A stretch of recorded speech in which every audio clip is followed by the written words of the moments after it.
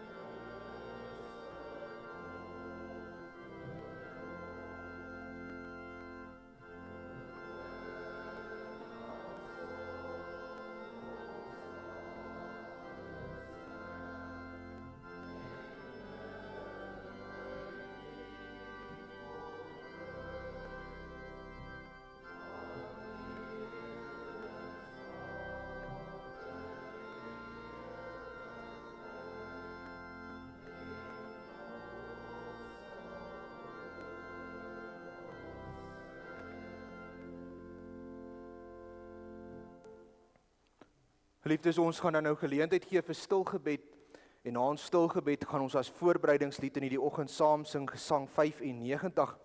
Ons gaan die Onse Vader as voorbereidingslied sing, want ons kom staan ook bidend voor die Here in hierdie oggend.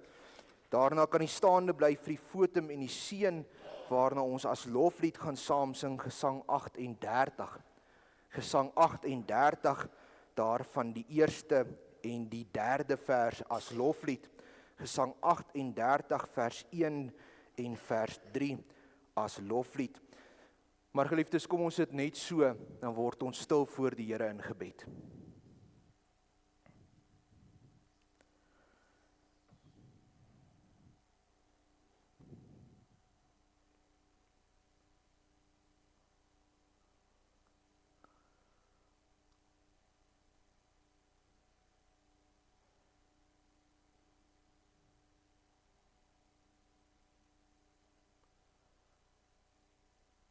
Amen.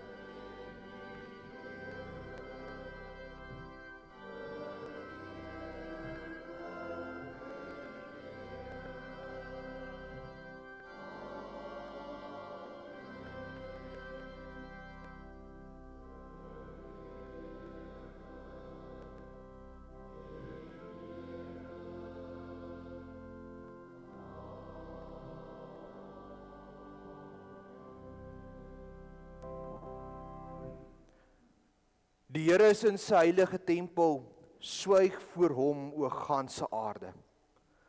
Genade, barmhartigheid en vrede van God ons Vader en van Christus Jesus ons Here deur die werking van die Heilige Gees.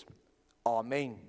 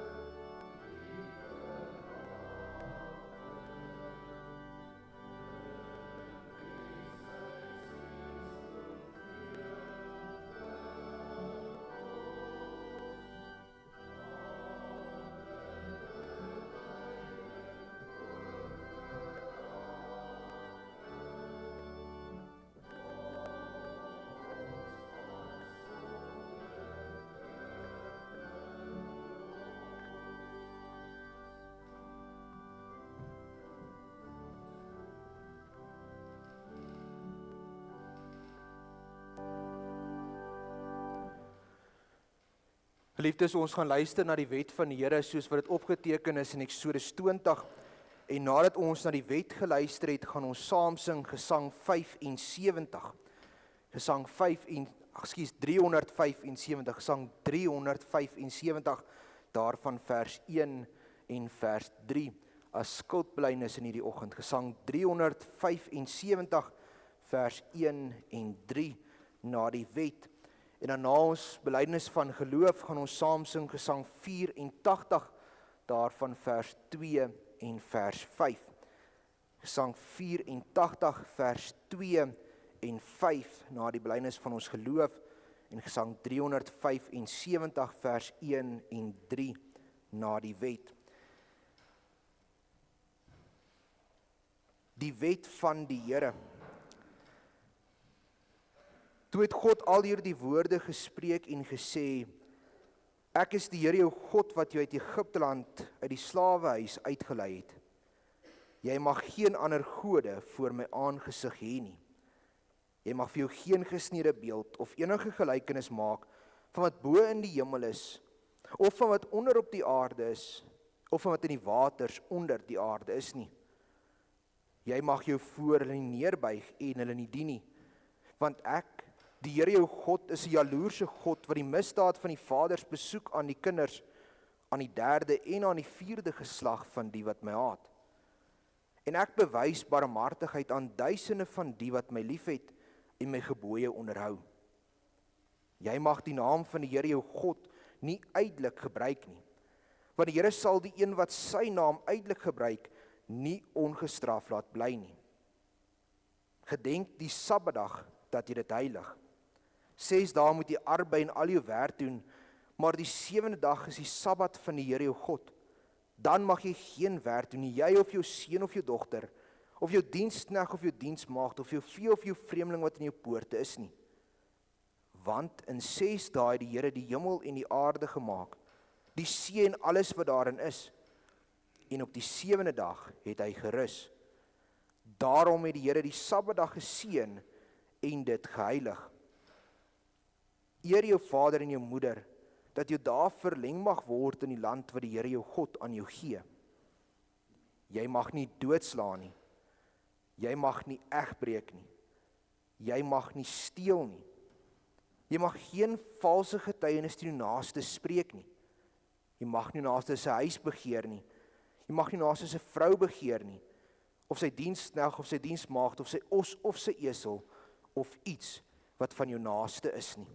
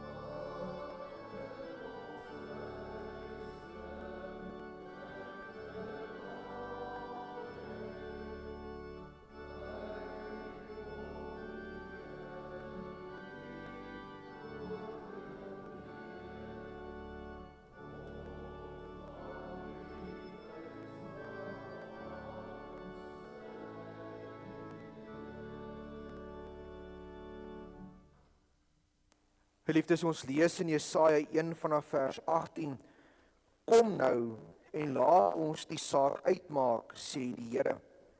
Al was julle sonde soos skarlaken, dit sal wit word soos sneeu.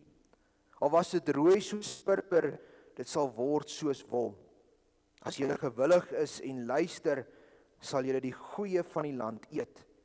Maar as julle weier en wederstrewig is, sal julle deur die swaard geëet word. Geliefdes, ons aanbid 'n genadige God wat vir ons sy seun gestuur het om aan die kruis te sterf vir ons sondes. En daarom kan ons in hierdie oggend ons geloof bely en ons doen dit deur die woorde van die 12 artikels ons harte saam te spreek. Ek glo in God die Vader, die almagtige, die skepper van hemel en aarde, en in Jesus Christus se eniggebore seun, ons Here, wat ontvang is van die Heilige Gees, gebore uit die maagd Maria, wat gelei het onder Pontius Pilatus, gekruisig, gestorwe en begrawe is, en ter helle neergedaal het. Wat op die 3de dag weer opgestaan het uit die dode, opgevaar het na die hemel en sit aan die regterhand van God, die almagtige Vader, van waar hy sal kom om te oordeel die lewende en die dode. Ek glo in die Heilige Gees. Ek glo aan 'n heilige algemene Christelike kerk, die gemeenskap van die heiliges, die vergifnis van sondes, die wederopstanding van die vlees en 'n ewige lewe. Amen.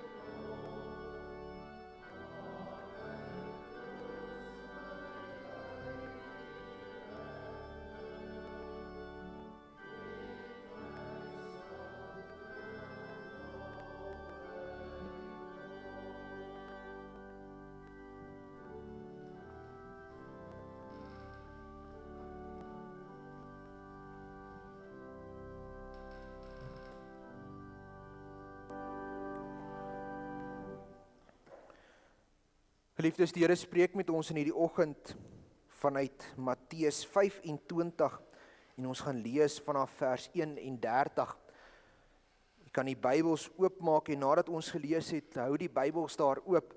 Ons gaan weer terug verwys na hierdie en 'n klomp ander gedeeltes, maar ons lees saam Matteus 25 vanaf vers 31.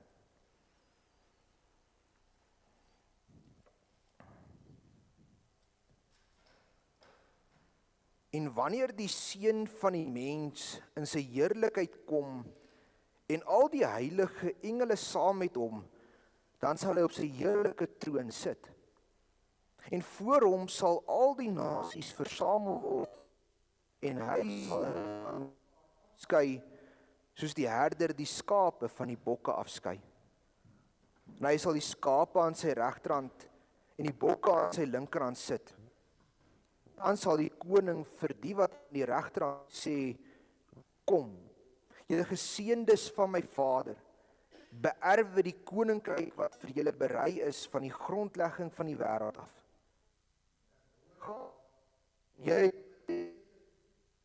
Ek het dors gehad en julle het my te drinke gegee. Ek was 'n vreemdeling en julle het my herberg gegee. Ek was naak en julle het my geklee. Ek was siek en julle het my besoek. In die gevangenis was ek en julle het na my gekom. Dan sal die regverdiges hom antwoord en sê, Here, wanneer het ons u honger gesien en gevoed, of dors en te drinke gegee? En wanneer het ons u 'n vreemdeling gesien en herberg gegee of naak en geklee? En wanneer het ons gesien of in die gevangenis en na u gekom? Die koning sal sê, ek sê vir julle, vir sover julle dit gedoen het aan een van die geringstes van hierdie broeders van my, het julle dit aan my gedoen. Dan sal hy ook vir die aan sy linkerhand sê, gaan weg van my, julle vervloektes, in die ewige vuur wat berei is vir die duiwel en sy engele. Want ek het honger gehad en julle het my nie te ete gegee nie. Ek het dors gehad en julle het my nie te drinke gegee nie. Ek was 'n vreemdeling en julle het vir my nie herberg gegee nie, naak en julle het my nie geklee nie, siek en in die gevangenis en julle het my nie besoek nie. Dan sal hulle hom ook antwoord en sê, Here, wanneer het ons u honger gesien, of dors, of 'n vreemdeling, of naak, of siek, of in die gevangenis en u nie gedien nie? Dan sal hulle antwoord en sê, voorwaar ek sê vir julle, vir sover julle dit nie gedoen het aan een van hierdie geringstes nie, het julle dit aan my ook nie gedoen nie. En hulle sal weggaan in die ewige straf, maar die regverdiges in die ewige lewe. Geliefdes, salig is elkeen wat die woord van die Here hoor en dit in sy hart bewaar en getrou uitleef. Kom ons word stil en ons bid saam.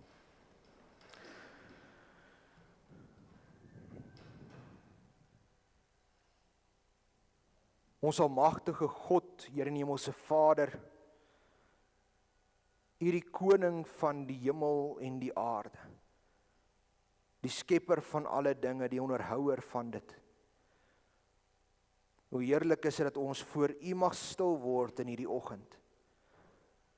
Nie bevrees vir dit wat kom nie, maar getrou.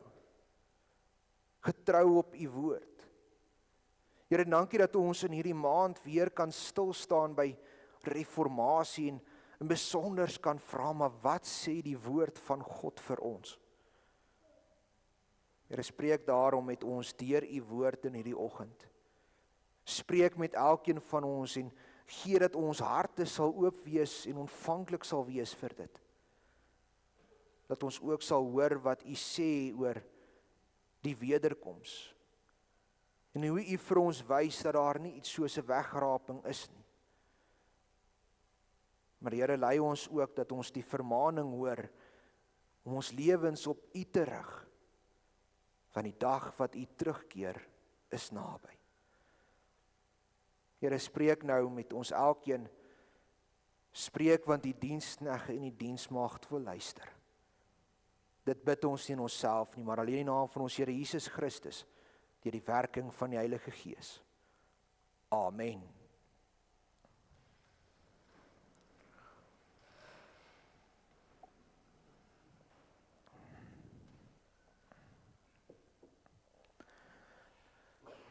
Geliefde gemeente van ons Here Jesus Christus, die wegraping is 'n tema wat ons in die laaste tyd weer gekonfronteer het. En oralste op sosiale media is dit gesprek ontlok en selfs in die gewone lewe het dit debat uitgebring tussen ons mense en dalk is daar van u wat daardeur geraak is. Dis daarom nodig dat ons in hierdie reformatie maand weer gaan stilstaan by 'n vraag soos wat sê die Bybel oor dit? En dan is dit nodig dat ons moet terugreformeer na die woord van God, al meer en meer aan sy skrif getrou. So wat is die wegraping? Dis 'n konsep wat eers in die laat 1900s op die tafel van veral charismatiese kerke beland het. 'n konsep wat alles wat die kerk oor al die eeue geglo het oor die wederkoms kom betwyfel en probeer te verander. As jy wegraping vat en Hebreë kom op, dan is dit twee konsepte: weg om iets fisies weg te neem en die raping wat die neem is. So ons sê fisies met die wegraping gaan iets weggevat word na 'n ander plek toe. Maar dit is 'n konsep waarmee die vroeë kerkvaders en selfs die gereformeerde teoloë nie bekend was nie. Die leer van die wegraping sê dat God of Christus in 'n geheime weerkoms gaan kom en hy gaan die kerk kom wegneem, die uitverkorenes gaan wegneem na hom toe. En in daai oomblik gaan God sy plan met Israel laat volëinde. Daar gaan 'n losmaak van die duiwel plaasvind waar 7 jaar se vervolging volg en daarna 1000 jaar van aardse koninkryke wat gaan heers oor Israel.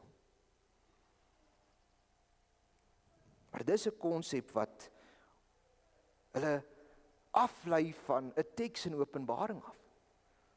Want in Openbaring 20 lees ons van die binding van die duiwel en hoe hy vir 1000 jaar gebind gaan wees en dan ontbind word en dan gaan die vrede verbygaan en daar gaan hierdie oorlog gevoer word teenoor die mense.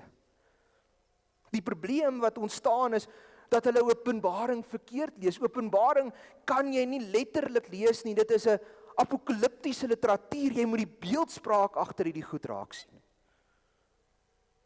Want as die 1000 jaar letterlik is, dan beteken dit daar moet tog 'n dag wees waar die ontbinding van die duiwel plaasvind. En as ons terugkyk in die geskiedenis, is daar al meer as 1000 jaar wat geloop het vandat Christus aan die kruis gesterf het.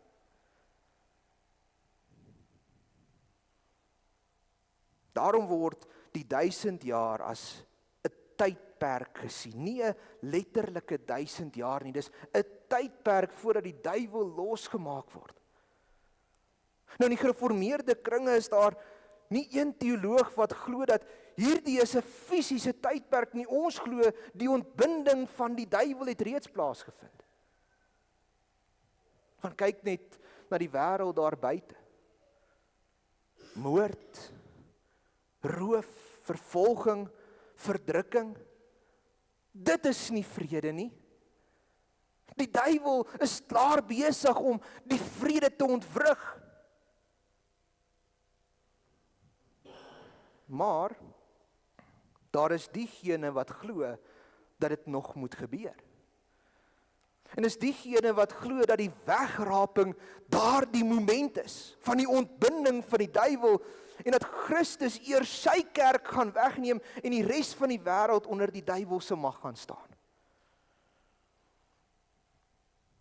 En hulle is lief daarvoor om die Bybel te gebruik om hulle standpunte te probeer ondersteun. 'n Teks wat baie gebruik word is Matteus 24 en ek wil hê jy moet net 'n paar blaaie terugblaai na Matteus 24 en ons gaan lees vanaf vers 40. Matteus 24 vanaf vers 40.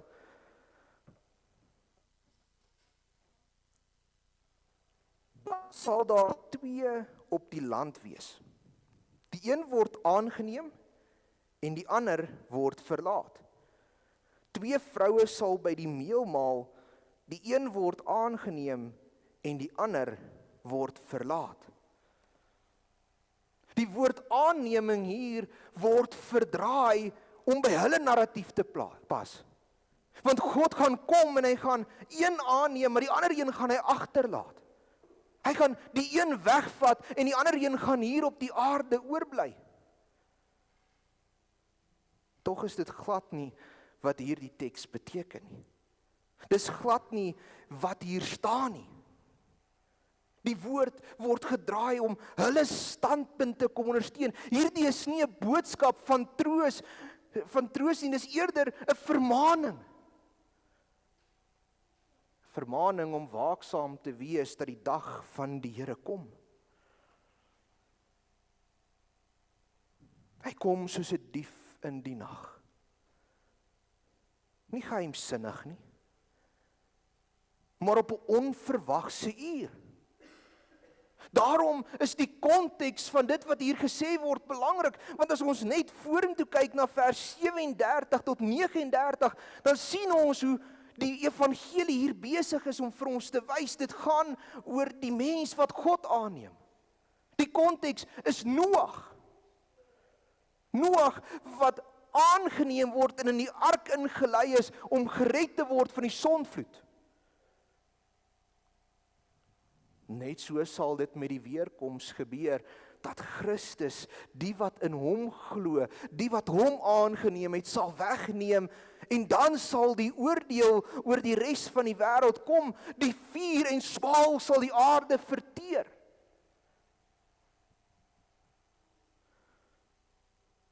Ander teks waarvoor hulle lief is om te gebruik, en jy kan saam met my blaai na 1 Tessalonisense toe. 1 Tessalonisense, en ons gaan lees van hoofstuk 4.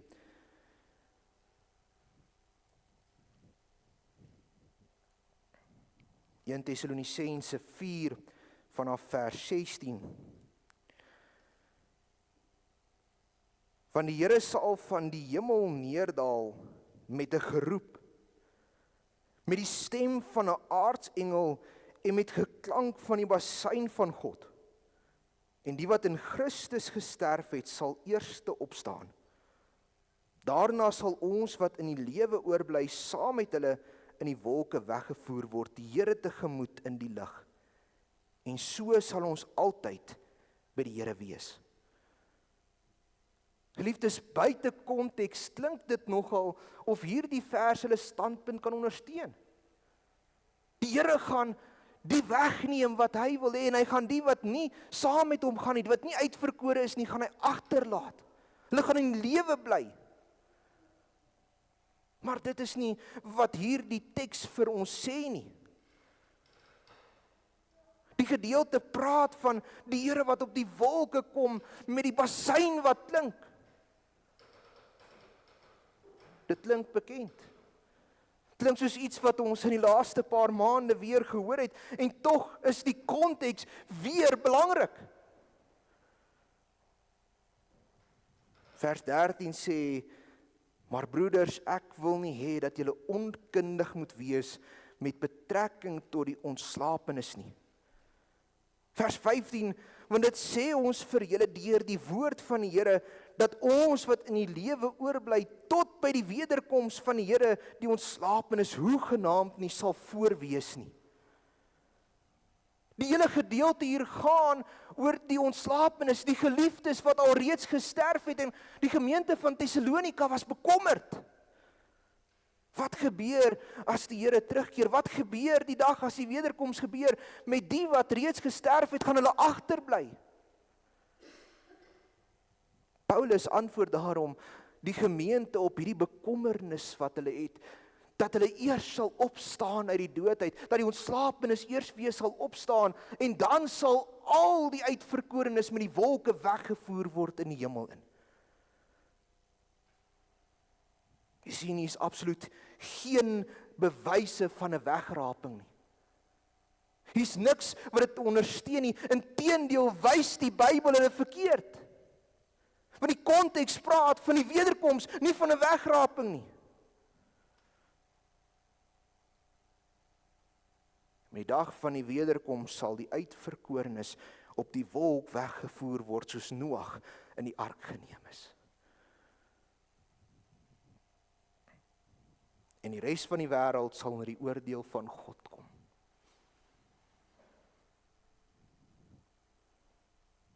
As ons net die teks in konteks lees, dan sien ons dit bewys hulle verkeerd.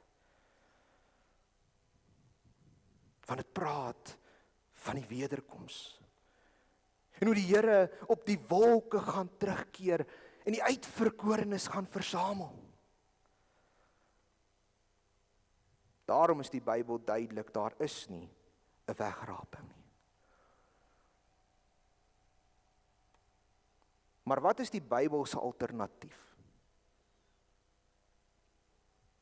Die Bybel sê, die Here kom weer. En hy kom om te oordeel. Die Bybel is vol van die getuienis daarvan.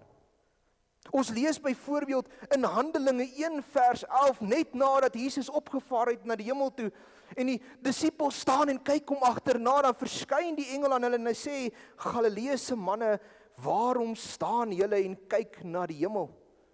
Hierdie Jesus wat van julle opgeneem is in die hemel, sal net so kom, soos julle hom na die hemel sien wegvaar het. Verder skryf die apostel Paulus oor die wederkoms. Ons het nou net in 1 Tessalonisense 4 gelees. Die apostel Petrus skryf in sy tweede brief aan die gemeentes oor die wederkoms. Die Openbaring van Johannes is vol daarvan. Maar die grootste bron van inligting, die beste bron van inligting vind ons in die evangelie. Want in Matteus 24 tot 25 lewer Jesus self 'n profetiese rede. Jesus is besig om hier vir die mense, die disippels wat daar sit en luister, te vertel oor die dinge wat moet kom. En hy begin deur te wys na die begin van die smarte, hoe die gelowige gaan aardrampe beleef, natuurrampe, droogtes, vloede, aardbewings. Daar gaan oorloë wees. Mense gaan in opstand kom teen mekaar. Siektes. En in die laaste dae gaan die valse leraars opstaan en probeer om die mense te verlei. Die gelowiges gaan verdrukking en vervolging beleef in die laaste dae. In hoofstuk 24 vanaf vers 29 tot 35 leer Jesus ons dat na die vervolging gaan hy kom. En hy gaan die aartsengel uitstuur met die basuingeklank om al die uitverkorenes oor die hele aarde te versamel en hulle gaan saam met hom in die wolke opvaar.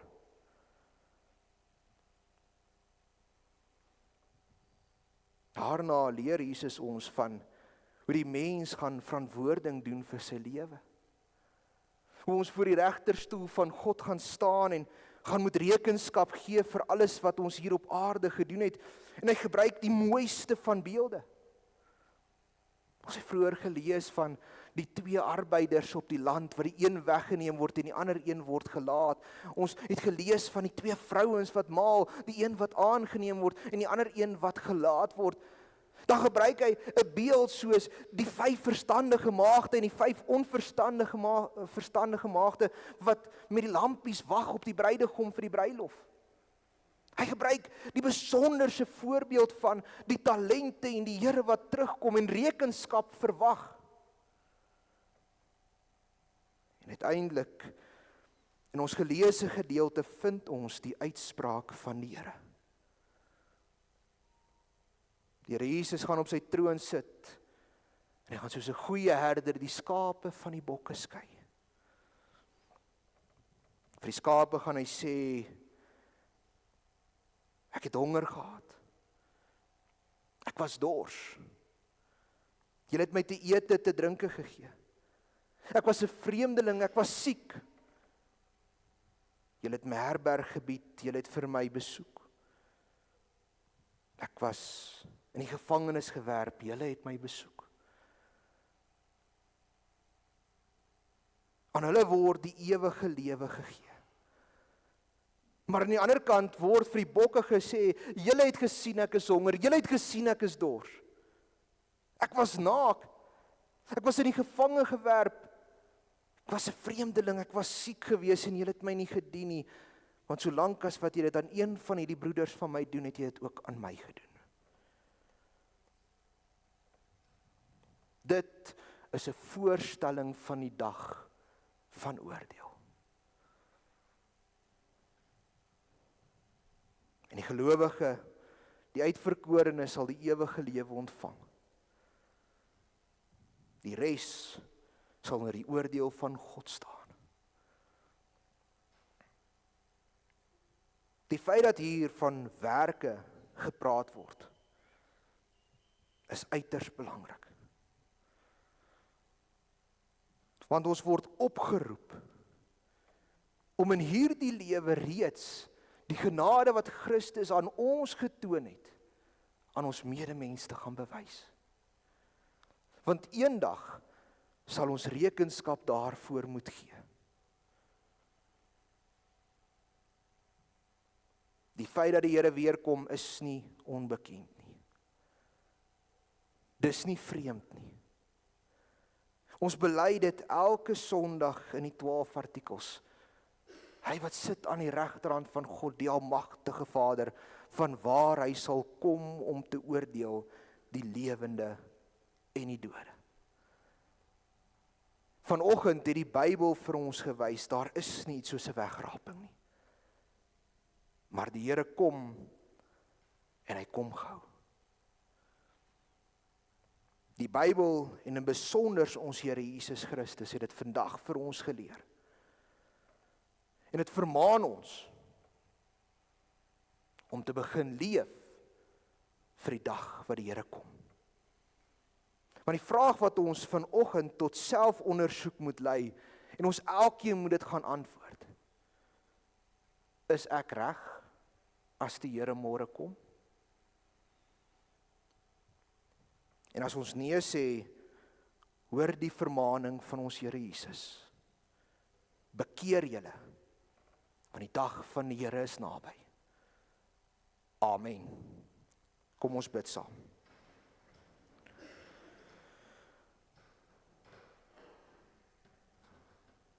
Ons almagtige God, Here en Hemelse Vader,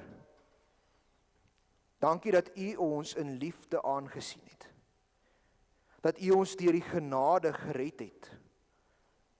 En dat U Seun sy lewe vir ons gegee het as losprys. Gee dat ons ook ons sal bekeer en in gereedheid sal lewe vir die dag wat U weer kom, want dit kom en dit kom soos 'n dief in die nag. Maar Here, gee dat ons in afwagting sal wees. Nie in vrees sal lewe nie, maar met hoop dat die dag as U terugkeer, ons met U verenig sal word tot in alle ewigheid. Ons bid dat U met ons as gemeente sal gaan, waar ons soveel verdrukking beleef, soveel aanslae van die bose beleef, om ons te probeer weglei van U af, maar gee dat ons altyd sal sê, wat sê die Here? En dat ons in die woord die antwoorde sal soek, om ook te bied vir 'n afvallige wêreld. Dankie dat U ons so lief gehad het, dat U vir ons U Seun gegee het, die regverdige regter, wat ook sy lewe as losprys betaal. Ons bid hierdie dinge nie in onsself nie, maar alleen in die naam van ons Here Jesus Christus. Amen.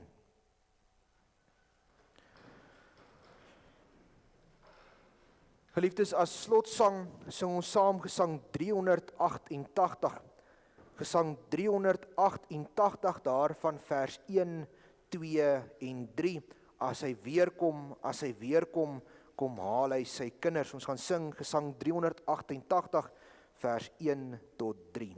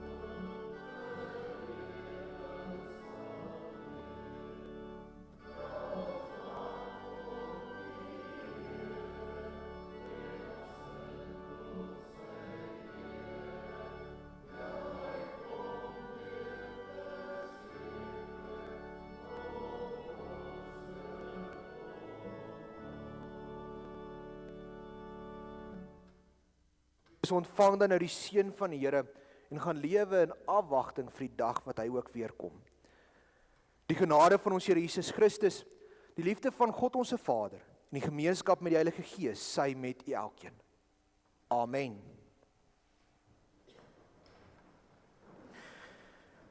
Geliefdes, ons gee dan nou geleentheid vir die opneem van die offergawes.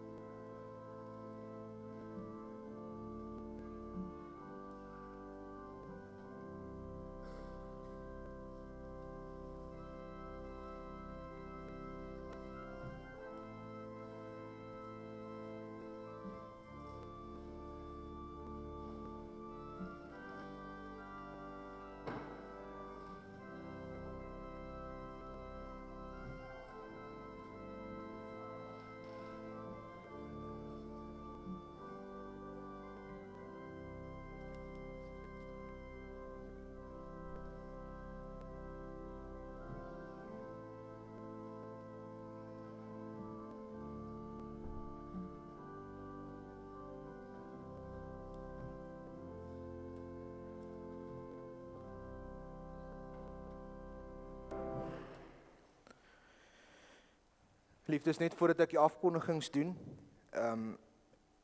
iets besonders wat ons as kerkverband en in die gereformeerde leer het is ons belydenisskrifte. En die belydenisskrifte het ontstaan, ekskuus Tannie Ronel, baie dankie, ek weet nie of Tannie moet gaan nie, ek sien Tannie Ronel, eers 10 uur kerk, dankie. Die belydenisskrifte het ontstaan uit stryd wat in die kerk was. So byvoorbeeld as ek na die Dordtse leerjaars kyk, is dit die hele stryd teen Arminius wat die uitverkiesing verwerp het. En daarom het die vroeë kerk, nie die vroeë kerk nie, die reformatore belydenisskrifte opgestel wat sê, dis wat ons glo. Dis 'n samevatting van wat in die woord van God is, maar dis baie meer sistematies om temas te gee en dit dan te verduidelik. En soos wat ons in die preek gesê, die wegraping self was nie eers 'n onderwerp daai tyd op die tafel van die kerk nie. Maar een van die vrae wat daar wel bestaan het is die wederkoms.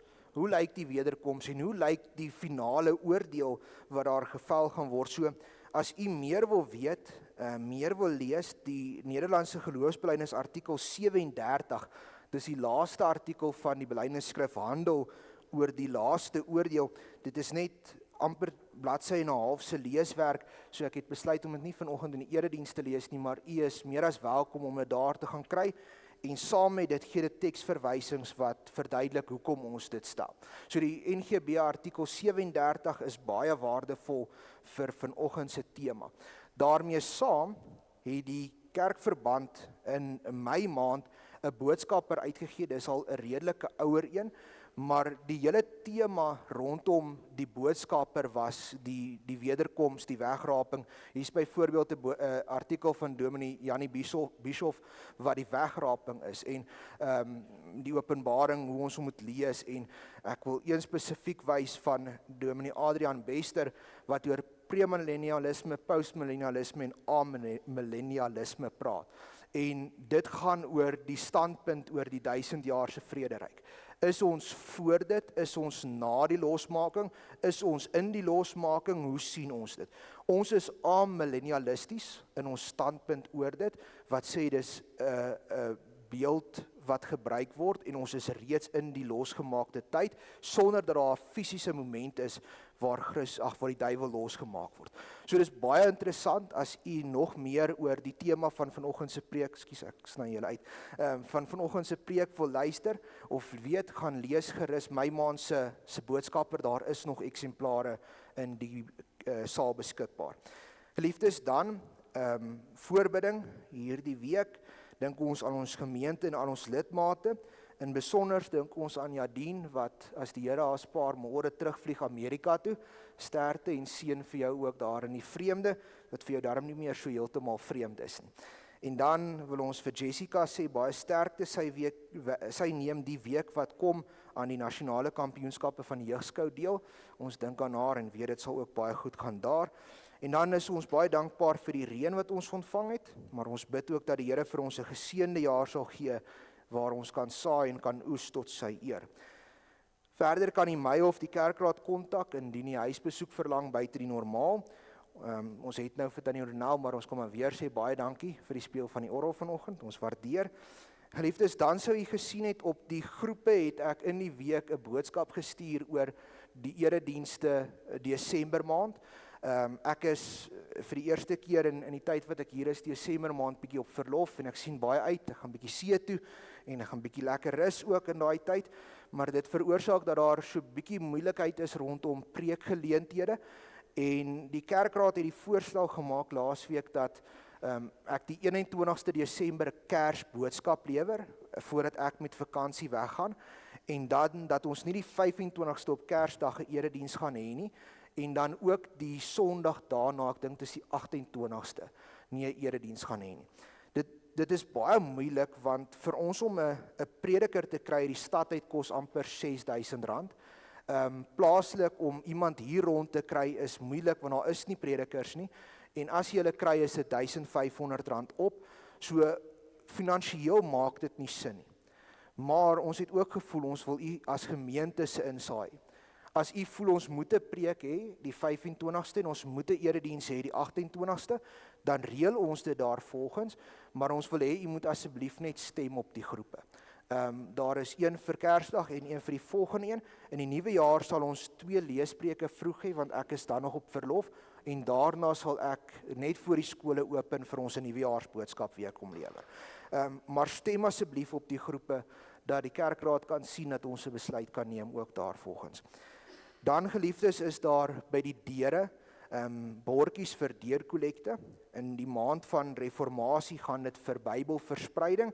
Asseblief as u daar wil ingooi, dit is by die deure. Blomme en tee vir die maand Oktober is wijk 1, kom drink asseblief saam met ons 'n koppie koffie en tee en kom kuier lekker saam. Verbondsonderrig is geen, die kinders moet hulle vakansie geniet. Dit is altyd interessant as die skool sluit, dan dink hulle die kerk sluit ook. Want ek sien nie een van hulle hier vanoggend nie. Dan vir boodskappers vir September maand is in die saal beskikbaar. Verjaarsdag vandag, die 5de Oktober is dan die Mariana van Sail, die 9de Oktober is dan die Babs Venter en die 10de Oktober is Elenay Kotse. Ons sê vir hulle baie geluk met hulle verjaarsdag, mag dit 'n geseënde dag en 'n geseënde nuwe lewensjaar wees en mag die Here hulle ook dra in hierdie jaar. Geliefdes, kom drink asseblief saam met ons 'n koppie koffie, kom kuier lekker saam en dan hoop ek jy 'n geseënde Sondag verder.